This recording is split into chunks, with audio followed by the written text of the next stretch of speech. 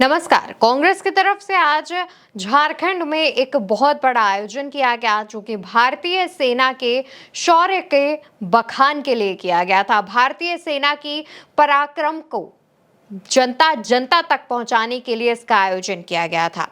इस आयोजन का नाम है जय हिंद। जी हाँ, ऑपरेशन सिंदूर के बाद जय हिंद करके एक आयोजन किया गया कांग्रेस की तरफ से, जहां पर भारतीय सेना के पराक्रम की जितनी भी चीजें हैं, जितने भी कहानी किस्से हैं, वो जनता तक पहुंचाने का काम किया जा रहा है। और इस कड़ी में आज इमरान प्रतापगढ़ी, जो कि कांग्रेस के सांसद हैं, शायराना अंदाज को लेकर फेमस रहते हैं, वो रांची पहुंचे। उनका रांची में जिस तरीके से एयरपोर्ट पर स्वागत किया गया, उसके बाद जब उनका काफिला आगे बढ़ रहा था तो उन्हें रोक रोक कर जिस तरीके से उनके स्वागत किए गए हैं, वो देखने के काबिल है।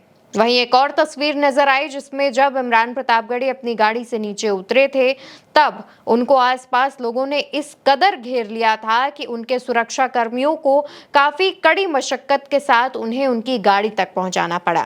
दोस्तों, ये जो आयोजन है वो रांची में किया गया था। इससे जुड़ी जो तमाम अपडेट सामने आ रही है वो आपको बता दें। सेना के सम्मान में, सेना के शौर्य को और सेना के बलिदान को याद करने के लिए सेना जिस तरीके से भारतीय जनता के लिए हमेशा सीमा पर तैनात रहती है, गोली खाने से पीछे नहीं हटती है और दुश्मन देशों को उसका करारा जवाब देती है। दोस्तों, इसको लेकर के जब इमरान प्रतापगढ़ी जय हिंद सभा में पहुंचे तो उनके साथ मंच पर कांग्रेस के और भी तमाम लोग नजर आ रहे थे। झारखंड सरकार में कांग्रेस के जो मंत्री हैं वो भी उनके साथ मंच साझा कर रहे थे। इमरान प्रतापगढ़ी ने इस दौरान अपनी एक बहुत ही चर्चित कविता सुनाई, जो कि ऐसी थी कि किसने कह दिया कि हम पंक्चर बनाते हैं, वतन पर कट जाएं वो हम सर बनाते हैं। ये उस बयान का जवाब है जिस बयान में पीएम मोदी ने मुसलमानों को पंक्चर बनाने वाला कहा था।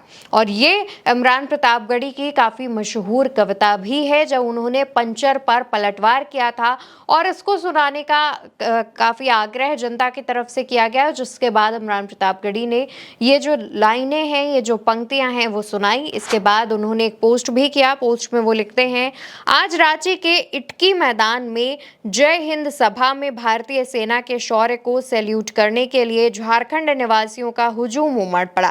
पूरी कांग्रेस पार्टी पहलगाम के दुखद घटना के बाद पहले दिन से देश की सरकार के साथ खड़ी रही और कहती रही कि सरकार ठोस कदम उठाए। देश की सेना के शौर्य ने दुश्मन देश के आतंकी ठिकानों को तबाह किया, लेकिन एक बारगी ट्रंप के दबाव में सीजफायर के ऐलान से हर भारतवासी हतप्रभ है। मोदी सरकार से अनुरोध है कि सेना के खिलाफ बयानबाजी करने वाले अपने मंत्री को मंत्रिमंडल से बाहर निकालें।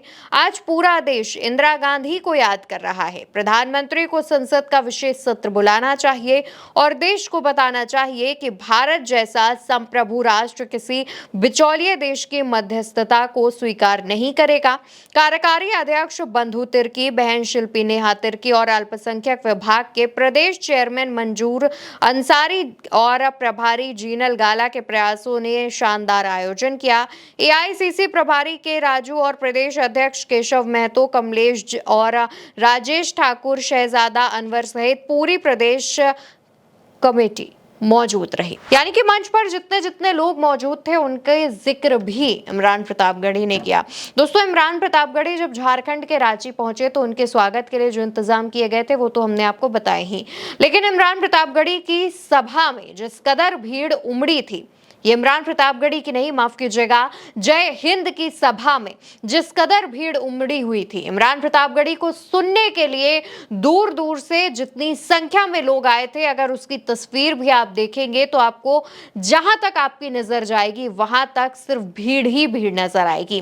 दूसरी तरफ आपको यह भी बता दें कि ऑपरेशन सिंदूर की जानकारी पाकिस्तान को पहले दे दी गई थी। ये जो बयान एस जयशंकर, जो कि विदेश मंत्री हैं, उनका सामने आया था, उस पर भी कांग्रेस लगातार लगातार सवाल पूछ रही है जिसका जवाब नहीं दिया गया है। दूसरी तरफ ऑपरेशन सिंदूर से जुड़े तमाम ऐसे सवाल हैं जो कांग्रेस की तरफ से पूछे जा रहे हैं। कांग्रेस की तरफ से विशेष सत्र बुलाने की मांग की जा रही है जिसके जवाब सरकार नहीं दे रही है और ना ही सरकार इन पर कोई भी बयान दे रही है, कोई भी बात कर रही है। इसको लेकर के भी इमरान प्रतापगढ़ी ने अपने पोस्ट में इसका जिक्र किया और कहा कि सरकार को इसके जवाब देने चाहिए, सीज फायर पर बात करनी चाहिए और संसद का विशेष सत्र बुलाकर इन तमाम मुद्दों पर जानकारियां साझा करनी चाहिए, जैसा नहीं हो रहा है।